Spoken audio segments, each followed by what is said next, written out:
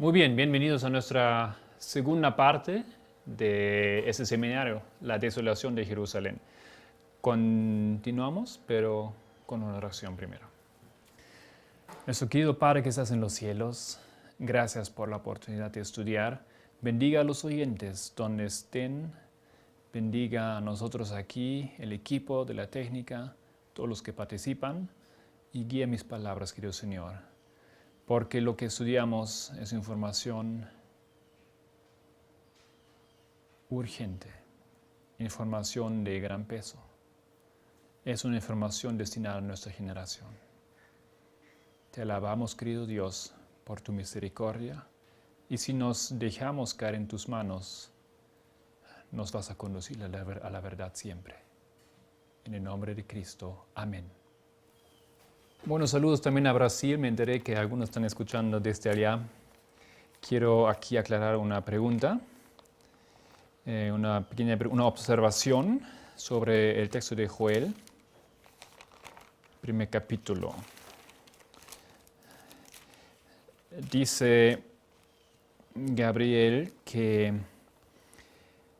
Joel dirige sus palabras a los ancianos y después les dice, ha acontecido esto. O sea, suena así como los ancianos están aquí o aquí, ¿ya?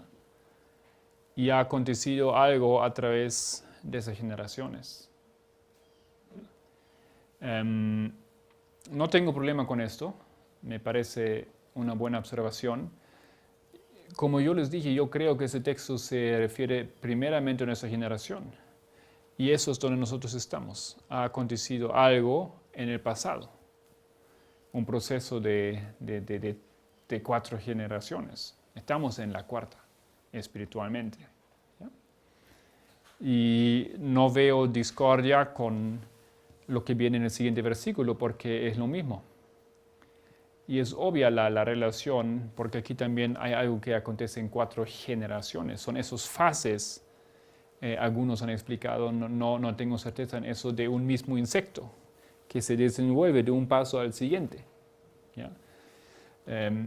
Entiendo que hay problemas aquí un poco con entender a qué insectos específicamente se refiere el hebreo, pero hay unos que muestran que esas son las etapas anteriores de la langosta, que se desenvuelve de a poco hasta llegar a ser la langosta, ¿no es cierto? Y yo entiendo que eso es lo mismo. Realmente la misma secuencia de eventos. Son 4 generaciones, son 4 fases de destrucción. Tal vez no mucho más que eso puedo colocar aquí en ese texto. Pero lo que yo sé es que ese texto se refiere a nosotros, porque eso es el testimonio del Espíritu de profecía.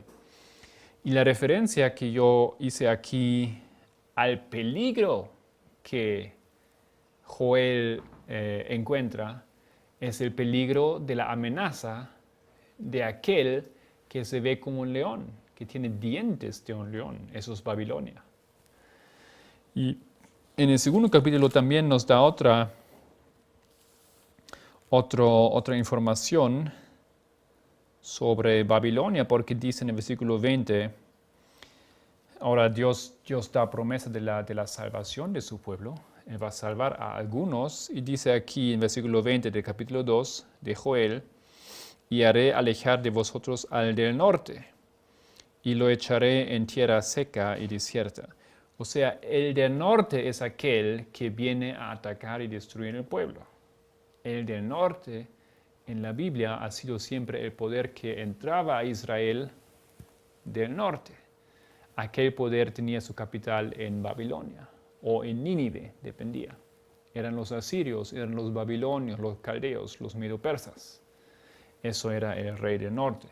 Y en su aplicación espiritual, el rey del norte luego se convierte en el poder de Roma pagana.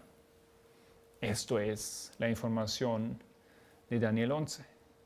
Y luego de Roma pagana se convierte en Roma papal a partir del versículo 30, en Daniel 11. O sea, el del norte aquí es el que trae la amenaza, es Babilonia moderna, es Roma papal el que viene. Y en esa situación, el pueblo se encuentra destruido a través de 4 fases de destrucción. Ok, eso espero que aclara esa pregunta o la observación. Muchas gracias. Ustedes en live stream, donde se ve la transmisión, pueden hacer preguntas y son invitados y vamos a responder lo mejor posible a sus preguntas, los que están siguiendo a esto en vivo.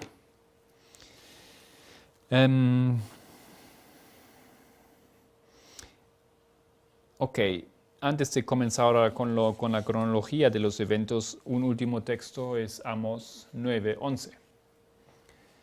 Amós 9:11 habla de esa obra de Nehemías. Nehemías ha venido para reedificar los muros y eso es lo que encontramos en Amós 9:11. En aquel día yo levantaré el tabernáculo caído de David y cerraré sus portillos y levantaré sus ruinas y lo edificaré como en el tiempo pasado. Entonces, aquí, al final de ese tiempo, Dios trae una promesa que aquí Él va a reedificar los muros. Él va a reedificar y proteger su pueblo otra vez. Va a haber una obra. Pero aquellos que quieren estar dentro del muro tienen que entrar en una reedificación de esos muros en sus vidas, cada uno por sí mismo. No es un milagro que Dios imparte sobre todo lo que están escritos en el libro de la iglesia, en las listas oficiales. No sé cómo es en su país, pero en Bolivia, por ejemplo, ya es todo digital. Tú tienes que dar tu foto, es como cuando entras en la frontera de Estados Unidos, solo faltan los 4 dedos. Está registrado en una lista. Y internacionalmente así se pueden trasladar los miembros y se puede controlar como hoy en día lo llaman la feligresía. Entonces, en esa situación, ahora aquí nos informa Amós también que cuando viene esto aquí, esa destrucción, Dios va a hacer una obra de reedificación. Y por eso Nehemías se ha levantado. Y eso es la obra que, querido hermano, en tu vida, en mi vida, tiene que llevarse a cabo. Nosotros, aunque no lo queremos aceptar, pertenecemos a aquellos que están borrachos, que han bebido el vino. Y les invito para que continúen en esa presentación y escuchar cómo lo estoy defendiendo a ello, porque es un proceso sublime, un proceso del cual nosotros no estamos conscientes. Cuando entramos en la iglesia, muchos de nosotros ya hemos bebido desde el inicio un vino fermentado, sin saberlo, pensando que ya todo es bueno que hemos escuchado y que se nos han enseñado. Ahora, ojo, no estoy aquí tratando de dar una propaganda contra la iglesia adventista, para nada. Tampoco estoy diciendo que todo que se enseña, se encuentra, se lee está mal. No estoy diciendo eso. Pero hay que estar muy en alerta y tener cuidado con la información que se provee y que existe. Hay diferentes cosas y hay una mezcla. Y esto es justamente, siempre ha sido la obra eso del enemigo. Mezcla la verdad, mucha verdad, con un poco de falsedad y de mentira. Y nosotros consumimos todo pensando todo es verdad. Vamos entonces aquí a la siguiente página 3 en mi papelito, que pueden bajar en la página web de futureforamerica.org. 1863. Hemos puesto esa fecha aquí, ¿por qué? Por varias razones. Es el año de la fundación oficial de nuestra iglesia. Pienso yo que aquí ya comienza un proceso. Eso es el subtítulo de nuestra presentación. Los eventos que convirtieron la iglesia de Filadelfia en la Odisea. 1863, la iglesia se establece en la convicción que es necesario de formalizar su movimiento. Ha sido un movimiento nada más hasta aquel entonces. 1863 se toman las medidas de anotar, de legalizar, de poner ese movimiento en una estructura eclesiástica. Tener aquí un grupo que es una iglesia oficialmente aceptado. Las circunstancias históricas, no obstante, nos dan cierta luz sobre esos eventos y tengo yo la convicción que Dios hubiese querido guiar a su pueblo de otra manera. Él había dado a su pueblo un profeta. Y ese profeta empezó a luchar por esa encomienda, esa tarea que recibió. Y tenía que luchar por guiar al pueblo, mientras que se empezaron a levantar muchos a dudar en esa guía, en esa luz, en ese encargo que el profeta recibió. Bueno, en 63 se forma la iglesia. ¿Cuál es el problema? Nosotros tenemos una historia que creo es una historia paralela, y es la historia del pueblo de Israel. En todos sus detalles nosotros repetimos esa historia. Cuando el pueblo quiere un rey, nosotros encontramos una historia paralela a nuestra historia cuando ese pueblo también quiere formalizarse y ser como las otras iglesias. ¿Por qué queríamos eso? 63, en esos tiempos, en los Estados Unidos hubo guerra civil. Y si un joven adventista era llamado para el servicio militar, y eso era en contra de su convicción, contra su fe, él no tenía remedio. Él tenía que ir a servir para el Estado como soldado. Pero ¿acaso nos preguntamos, no tenía ese Estado cristiano, no tenía provisto alguna manera como un joven que tenía la convicción de no querer matar podía evadir ese servicio militar? Sí, había. Si tú eras joven o un hombre llamado al servicio militar y no querías servir de manera en que usas armas, simplemente tenías que traer un papel de tu iglesia donde tu pastor confirma que eres miembro de la iglesia, etcétera, etcétera. Entonces podías ser liberado de ese servicio como soldado con arma. Pero el adventista no podía hacer eso, porque simplemente no había una institución adventista todavía. En la necesidad entonces de evadir esa situación y de encontrar una solución legal o dentro de las normas del Estado, o como digamos, siguiendo digamos a ese procedimiento, ese movimiento decidió formalizarse, ¿ya? Y adoptar el chaleco que tenían las otras denominaciones. ¿Por qué el pueblo necesitaba formalizarse? ¿Por qué? Había una fuerte razón aquí de las circunstancias de la historia. Y creo que eso es una paralela a 1 Samuel. Podemos aquí encontrar esa historia de cuando el pueblo quiere ser diferente y quiere ser, semejante a los otros pueblos. 1 Samuel capítulo 8. Ustedes encuentran ahí la historia del pueblo cuando Israel pide rey. Versículo 4 de 1 Samuel capítulo 8 dice: Entonces todos los ancianos de Israel se juntaron y vinieron a Ramá para ver a Samuel y le dijeron: He aquí, tú has envejecido y tus hijos no andan en tus caminos. O sea, la acusación aquí al profeta. Tenemos miedo que tú no vas a guiar más. Ya vas a desaparecer, vas a morir pronto y necesitamos a alguien que continúe a guiar ese pueblo. Tus hijos parece que no van a poder hacer eso por los caminos que ellos han elegido. Por tanto, constitúyenos ahora un rey que nos juzgue como tienen todas las naciones. Ese deseo aquí era del pueblo. Pero no agradó a Samuel esa palabra que dijeron, danos un rey que nos juzgue, y Samuel oró a Jehová. Y dijo Jehová a Samuel, oye la voz del pueblo en todo lo que te digan, porque no te han desechado a ti, sino a mí me han desechado para que no reine sobre ellos. Entonces, en ese proceso de que la iglesia, o de que ese movimiento, el pueblo de Dios, quiere un rey,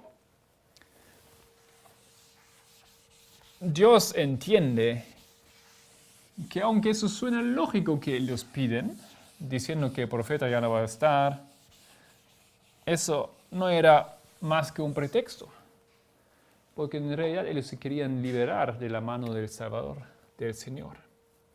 Entonces Israel antiguo, cuando sale de Egipto, tenía como líder Moisés y Aarón, ¿no es cierto?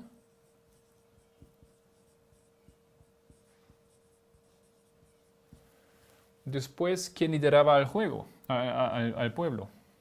Jueces.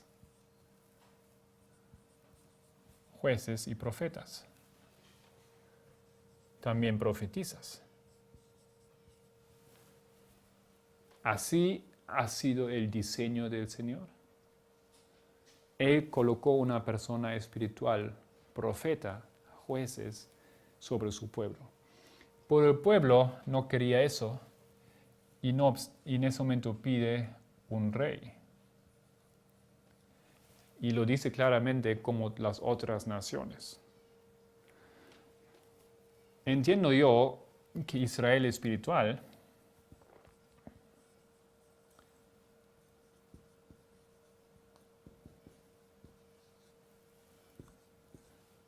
la misma historia. Ha tenido los patriarcas,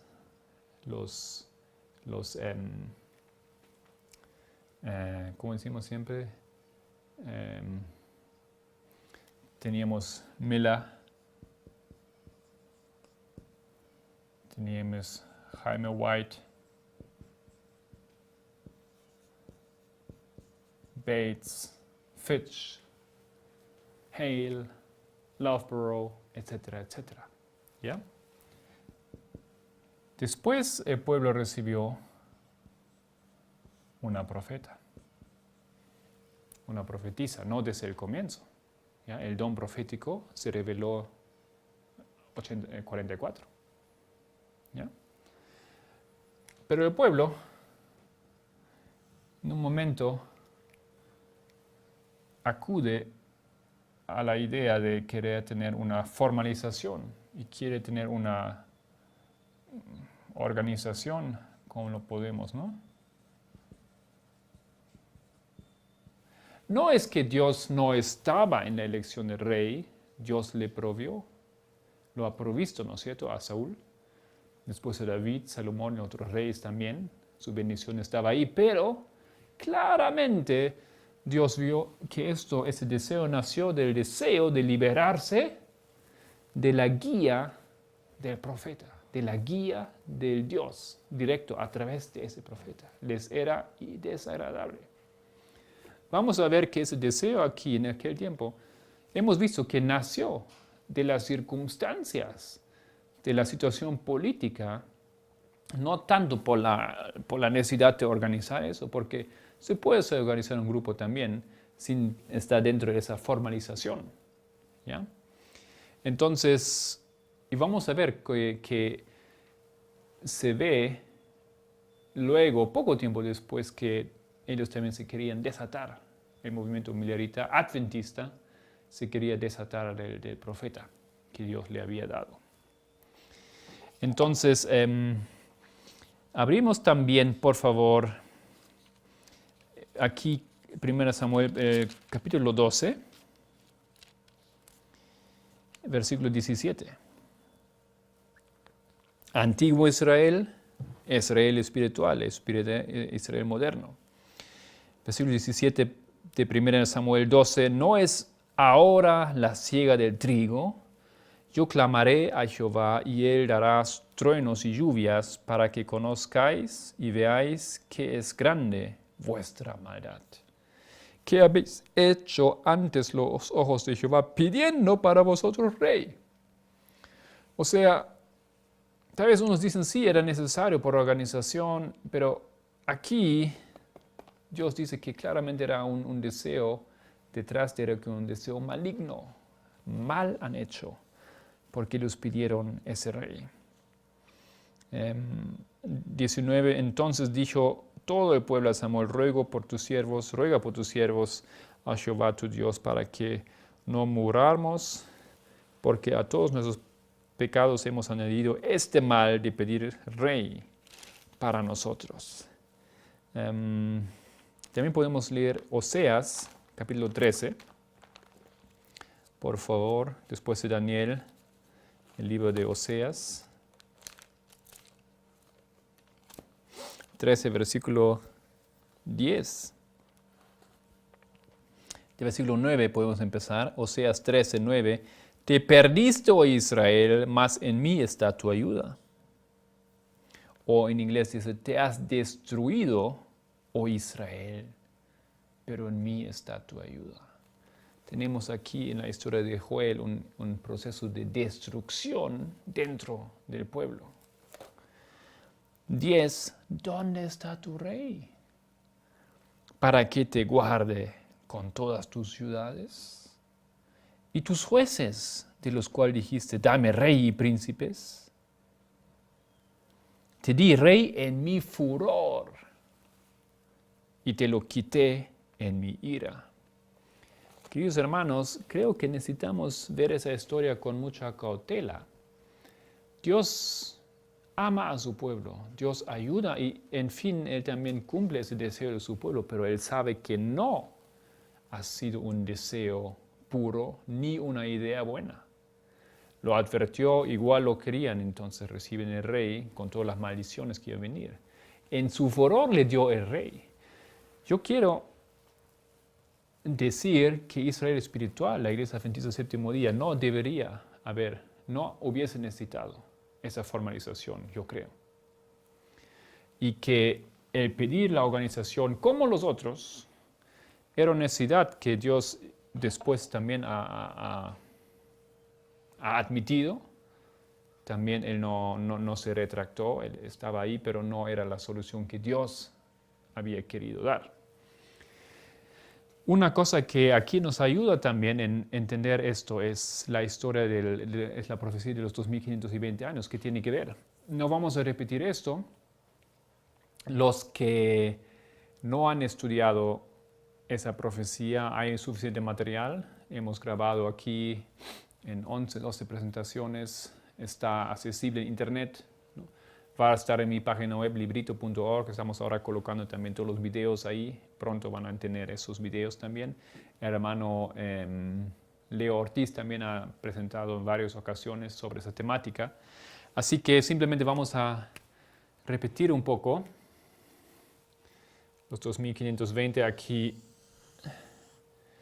Los que han estudiado esto recuerdan que hay una fecha, 723, donde 2520 años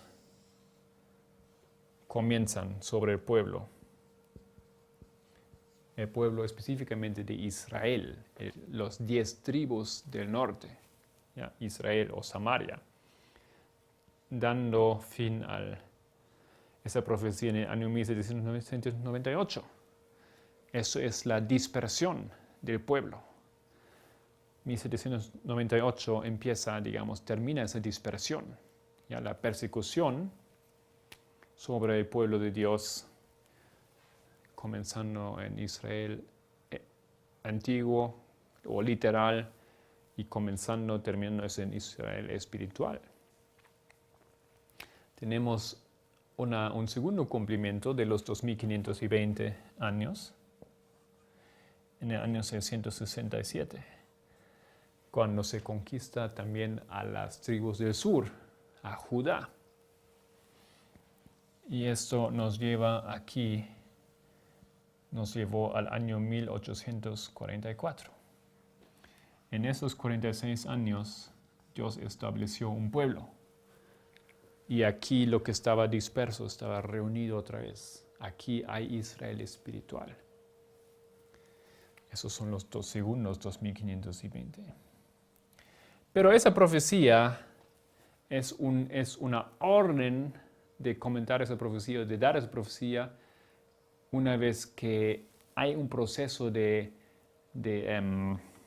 arrepentimiento en la vida del profeta Isaías.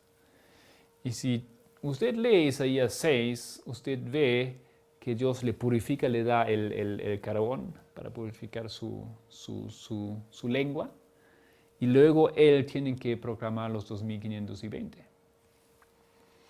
Y en Isaías 7, él recibe una profecía, y esa profecía es una profecía de 65 años. Dentro de 65 años iba a caer este país, o Israel. Y en 65 años iba a caer Judá, lo que está implícito en esa profecía. ¿Ya? Esto fue 742. Yo dibujaba la diferencia, la distancia un poco, no muy correcta en realidad, porque esos son 19 años y aquí hay 46 años. Ahora, si nosotros trasladamos eso, como lo que acontece aquí encuentra su fin aquí, y lo que aquí comienza encuentra su fin aquí, también hemos descubierto que al igual hay que colocar aquí atrás, ponga aquí 46 años, aquí 46 años, hay que colocar atrás los 65 años, igual como ahí están. Y a ver si yo lo encuentro bien. Claro, que son aquí los 65 años que una vez más tenemos que descubrir. Eso no es una profecía de tiempo, es simplemente un esquema que estamos entendiendo. No hemos predicho eso, no son eventos que hemos visto en el futuro y que pudimos predecir, hemos visto un esquema que aconteció recién. Aquí entonces tenemos otra vez los 46 años y los 19 años. Y esto, interesantemente,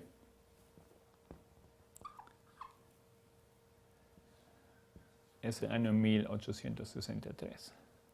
¿Ya? ¿Por qué hago ese énfasis aquí en esa fecha?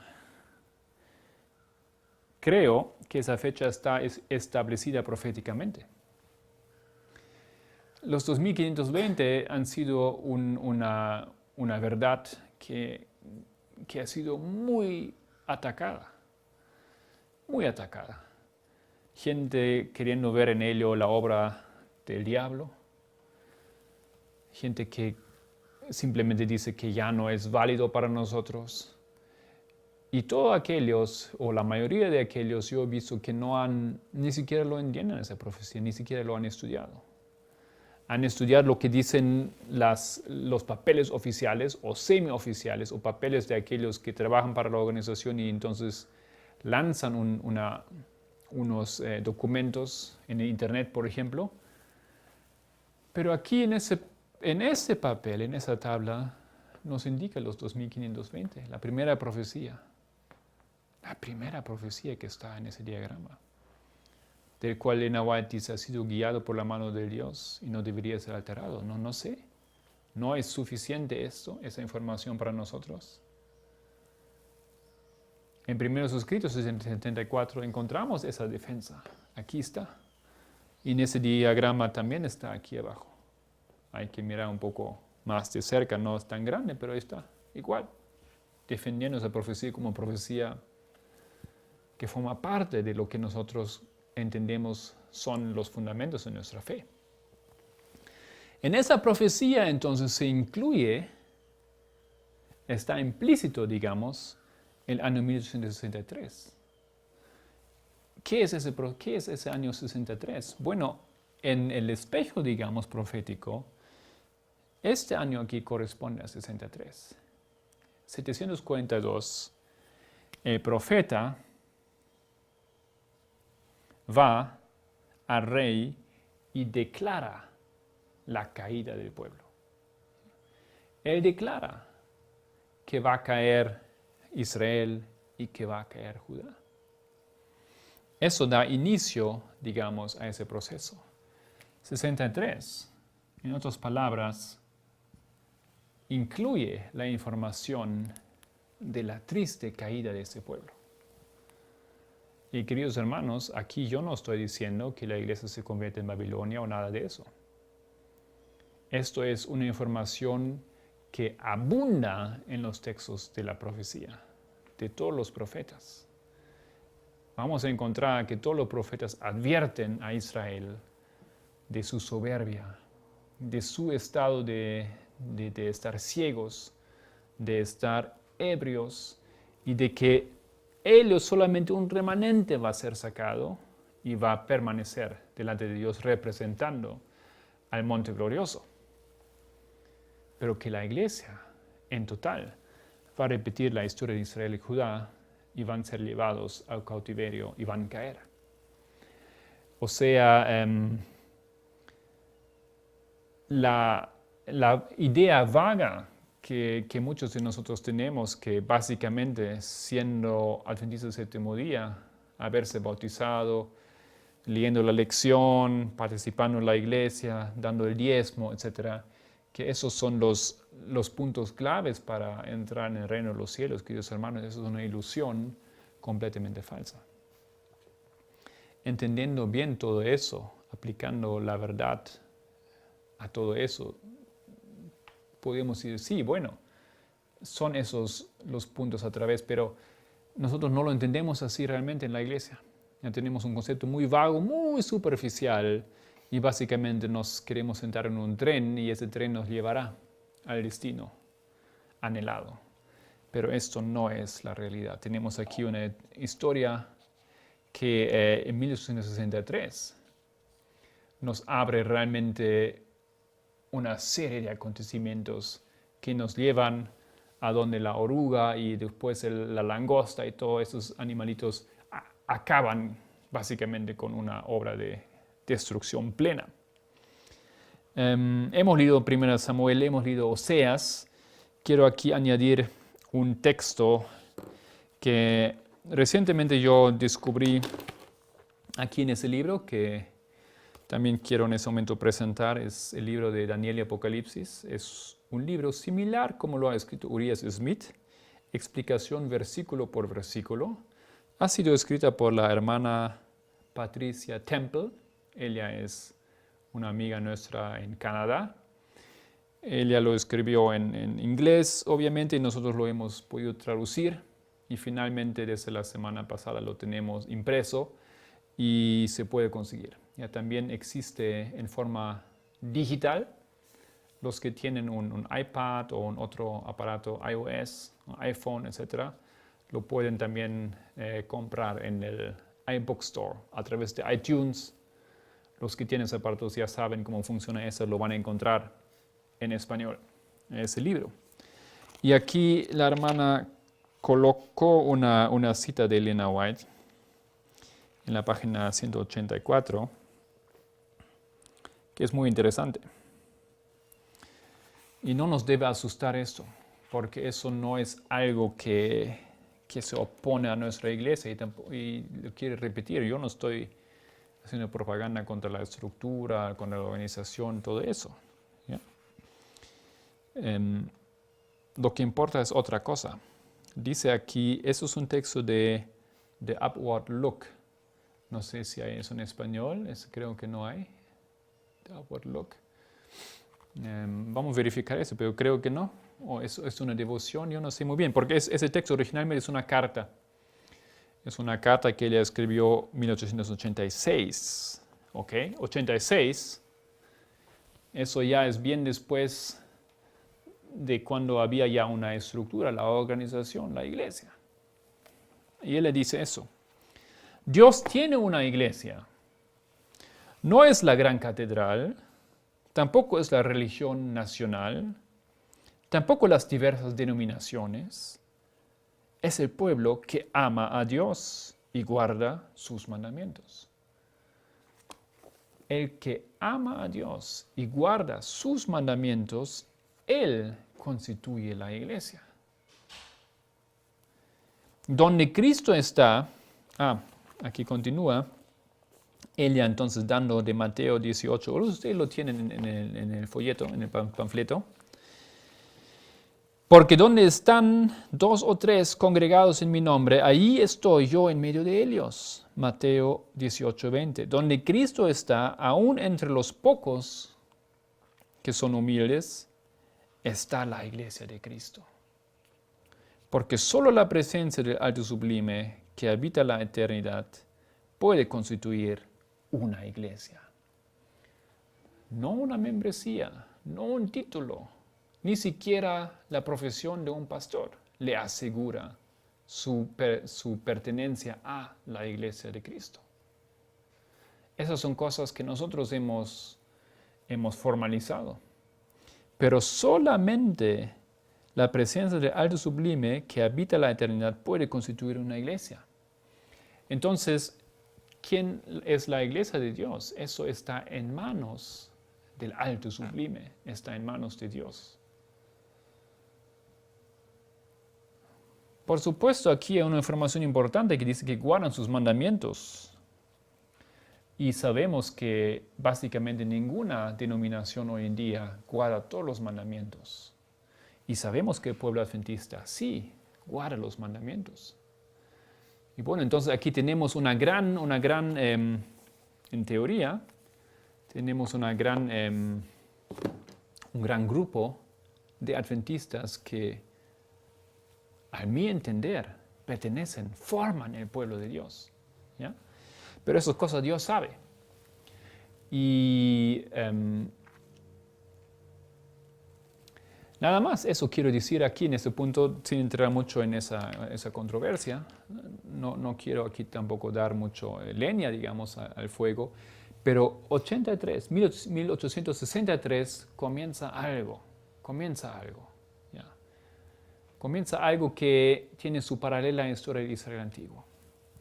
Y vemos que eso es un proceso que va ahora a tomar velocidad.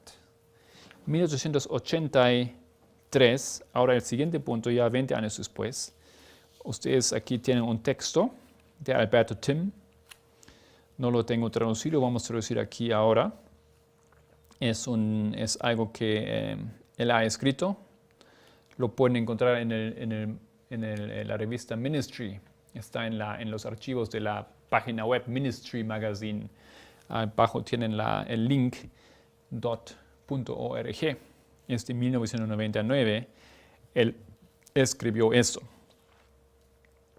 Como yo he trabajado esa vez en mi presentación, es como vamos a hacer una cronología de eventos. ¿Ya?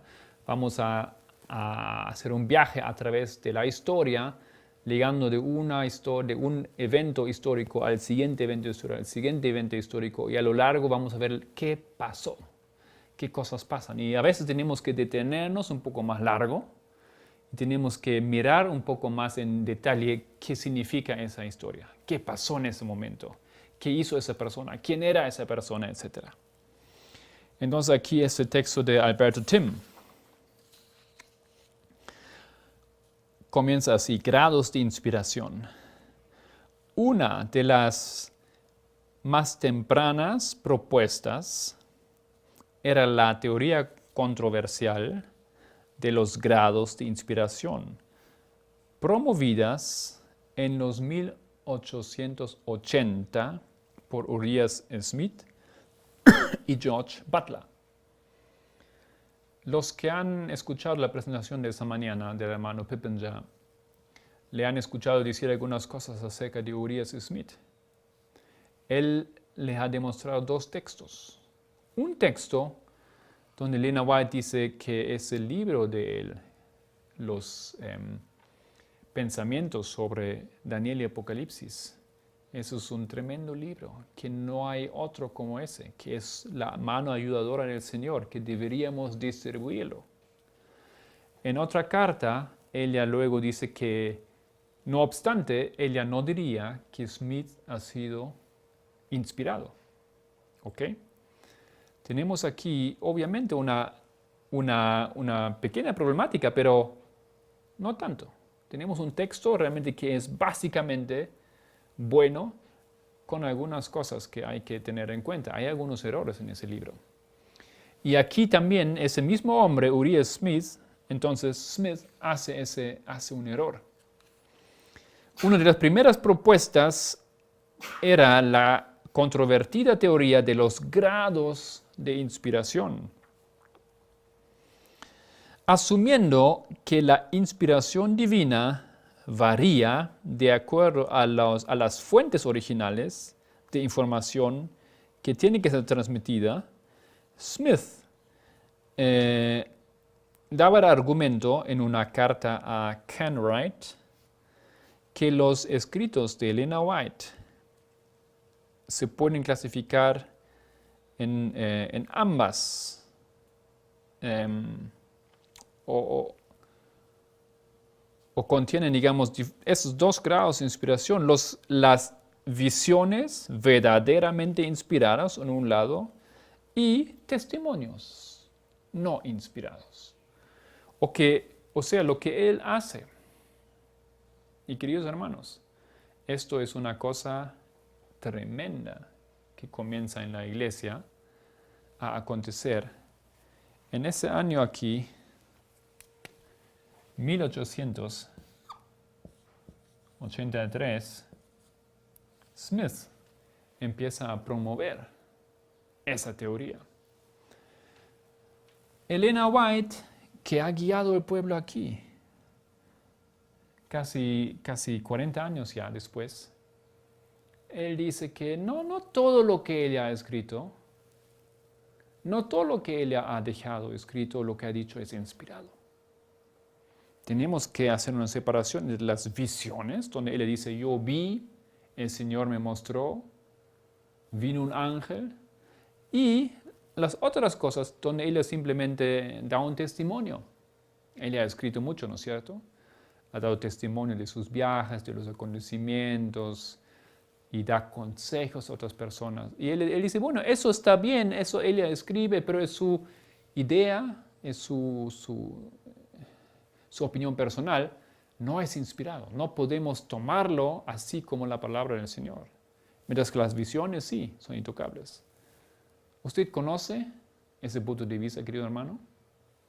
Es un punto de vista que hoy en día está muy popular.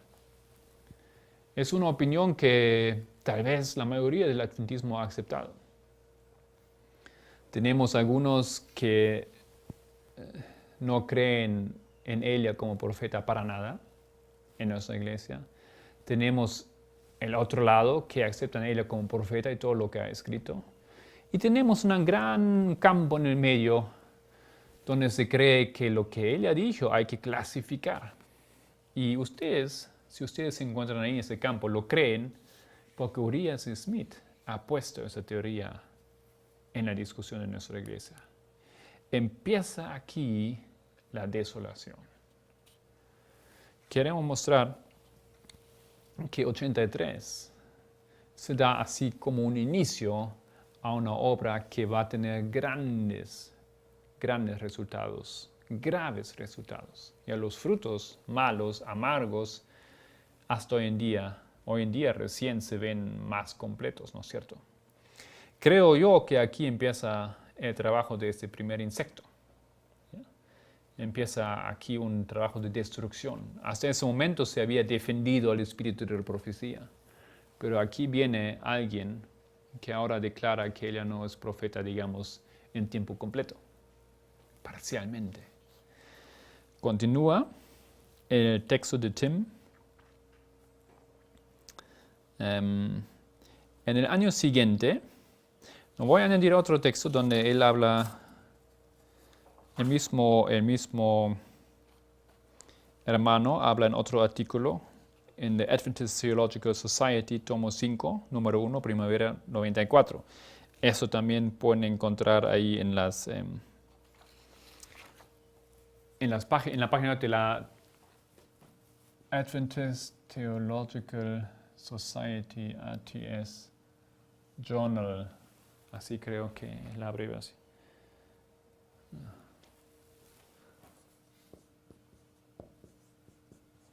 Así. ATS. Sí. En esta página es esa de la Sociedad Adventista Teológica. Ahí pueden ustedes encontrar fácilmente una serie de artículos. Y ese artículo también está, simplemente ponen TIMM, T-I-M-M. O tienen el link directo en su PDF. Aquí lo van a encontrar también cómo bajar esos documentos. Entonces, ahí en otro artículo él dice, hablando casi de la misma problemática, en 1883, la Iglesia Adventista del Séptimo Día, por casi 4 décadas, se había concentrado en defender la inspiración divina de la Biblia contra los ataques de los infieles de afuera, ¿no? Ellos trataron de defender la Biblia 4 décadas. Pero ahora comienza otra cosa. No obstante, alguna crisis interna en referencia a la naturaleza y la autoridad de Elena White, de sus escritos, metió a los adventistas del séptimo día en los años 80 en una discusión más profunda de la doctrina. Durante ese periodo había 2 grandes preguntas. Primero, ¿hay grados de inspiración? Y segundo, el Espíritu Santo ha dictado, digamos, las palabras de los escritos inspirados. O sea, aquí comienza algo, como él dice claramente, algo diferente, ¿no? Ya no se tiene, la iglesia ya no está defendiendo la Biblia, sino la iglesia ahora tiene que defenderse a cosas que acontecen en sí misma y dentro de sí misma, no contra los de afuera, sino contra los ataques en la misma iglesia. Y si hay una controversia en una familia, eso es dañina para la familia. Una familia normalmente está unida, ¿no es cierto? Se une. Tal vez los hermanos no se quieren tanto, pero ellos saben de unirse y cerrarse contra los ataques de afuera. Pero si hay una destrucción adentro, si hay ataques adentro, eso debilita esa familia. De la misma manera, esto acontece aquí con nuestra iglesia, aconteció con nuestra iglesia. Hay grados de inspiración, continúa el texto, conflictos administrativos y problemas de personas o personalidad en el colegio del Battle Creek guiaron a Elena White a mandar algunos testimonios a Urias Smith. Él le escribió algunas cartas a Urias Smith, que era presidente del College Board, no sé cómo se traduce de la organización del colegio. Y ella lo que estaba haciendo era reprobar a él por algunas decisiones no sabias que había tomado. Resentimiento contra aquellos reproches, se dice, ¿no? Aquellas críticas, era un factor que lideró a Urias Smith a asumir que no todo lo que Elena White escribió era inspirado. En la primavera de 1883, Smith estaba convencido de que mientras las visiones de la señora White estaban realmente inspiradas, sus testimonios no estaban inspirados. Queridos hermanos, 1883 comienza la arruga a destruir dentro de la iglesia algo que había estado unido antes. empieza aquí uno de los pioneros que pertenecieron a la primera generación, empieza aquí a dudar y a llegar a la conclusión que ese profeta hay que investigar lo que él escribió, hay que estudiarlo y hay que separar sus escritos en cosas inspiradas y no inspiradas. Yo creo que todo lo que él ha escrito es inspirado. No hago la distinción qué ha sido visión y qué no ha sido visión. Entonces, acontece algo en el siguiente año. Ya vamos terminando también nuestra segunda hora. Dice aquí, parece, en el mismo texto, parece para dar armonía o armonizar aquellas luchas o conflictos sobre la fidelidad o sobre la trustworthiness, la confianza de los testimonios de Elena White. George I. Butler, el presidente de la conferencia, escribió para la revista Review and Herald una serie de artículos, 10 artículos en el año 1884. Ustedes pueden encontrar los artículos si van a la Adventist Archives. También una página muy interesante para todos los que estudian. Docs. Adventists o Adventist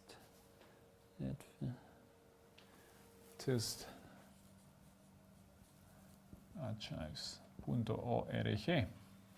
Los archivos adventistas. Esa página reúne gran cantidad de textos del pasado, o sean de las notas de las conferencias generales o los antiguos revistas, las antiguas diferentes revistas de la Iglesia Adventista, como la Review and Herald, que es ahora aquí esa revista donde él escribió los artículos, etc. ¿Ya? Pueden bajar los PDF ahí o los formatos déjà vu. Entonces ahí dice que ese presidente, entonces, él quería armonizar un poco esa discusión y él escribió una serie de artículos, 10 artículos sobre la inspiración. 10 artículos acerca de inspiración, en los cuales él trató de dar un argumento bíblico racional por una teoría de grados de inspiración. De acuerdo a I.E.K. van der Veer, si Butler podría probar que la Biblia contenía elementos humanos, entonces, por implicación, los testimonios de Elena White contenían aún mucho más de esos elementos y no podían ser entendidos como absolutamente perfectos. Queridos hermanos, ustedes tal vez de a poco tienen una idea de qué aconteció aquí. Viene Uriah Smith 83 y propone que hay grados de inspiración. No todos inspiraron necesariamente de un profeta.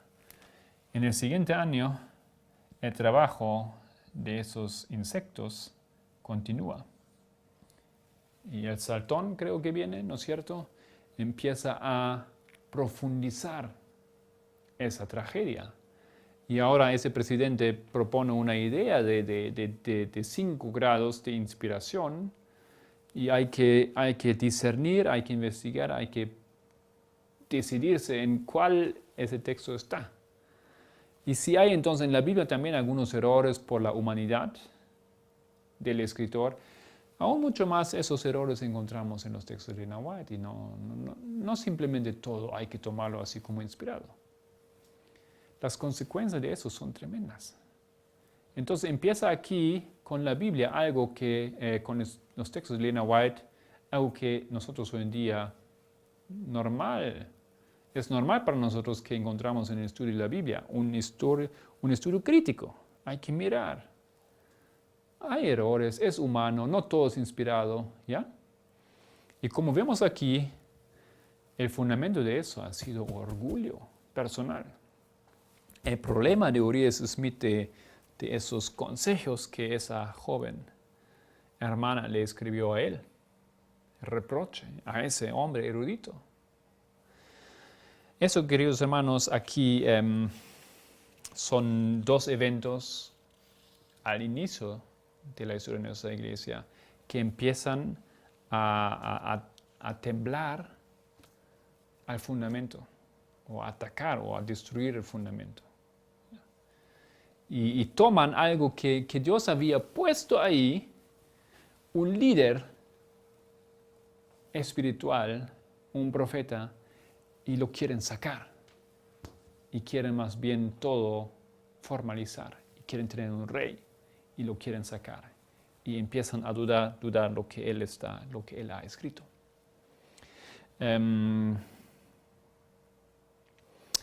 Esto en la siguiente presentación mañana vamos a expandir sobre ello. Simplemente aquí vamos a leer el último párrafo de lo que he dejado escrito en la página 4. Como Darmstadt afirma, hemos escuchado de él también esa mañana, él escribió un libro sobre la historia de la Iglesia Adventista, muy bueno. Como él afirma en un artículo sobre el mismo tema en la misma revista, él dice que lo que ellos hicieron aquí, el resultado de lo que Urias Smith y Butler hicieron, era la atmósfera que justamente se creó antes de Minneapolis, de la Conferencia General en 1888. Los hermanos estaban preparados para rechazar el espíritu de la profecía cuando éste quería defender o defendió los textos de Waggoner y Jones. Queridos hermanos, estamos aquí recién 40 años después del gran movimiento adventista. Ya el diablo logró destruir el fundamento. Ya logra que el pueblo duda en el profeta que Dios le había dado. Y cuando el profeta, 1888, después le indica que aquí hay nueva luz, que en lo que se refiere a la justificación por la fe es importantísimo de entender, y lo que los hermanos Waggoner y Jones han dicho o dicen es del cielo, entonces la iglesia, porque ya estaba en esa base de los grados de inspiración, ya tenía los argumentos en su mano para dudar a esa luz y de esa manera no estar preparado para ese evento que nosotros entendemos era un momento en que Cristo quería venir a buscar a su pueblo. Gracias por su atención. Bienvenidos sus respuestas, sus preguntas. Vamos a ver si podemos proveer respuestas en el internet. Y les invito para que mañana continuemos juntos en este estudio, que ahora recién vamos a entrar en las cosas y en los eventos históricos que creo que nos dan muchas respuestas al estado de nuestra iglesia de hoy en día. Terminamos con oración. Querido Dios, mediante tu ayuda hemos descubierto algunos eventos y simplemente pedimos tu ayuda para que veamos todo en la luz correspondiente. Con todo amor y paciencia y esperanza queremos hacer ello. No es mi deseo para nada de atacar a alguien o destruir algo o robarle el fundamento a algo. No obstante, lo que realmente quiero es ayudar para que tu pueblo pueda reencontrar el fundamento que es la piedra de todas las edades. Querido Dios, guíanos en ese día, esté con nosotros, guía nuestros pensamientos y si tu voluntad, dirígenos para que mañana podamos continuar ese estudio. En el nombre de Jesús, amén.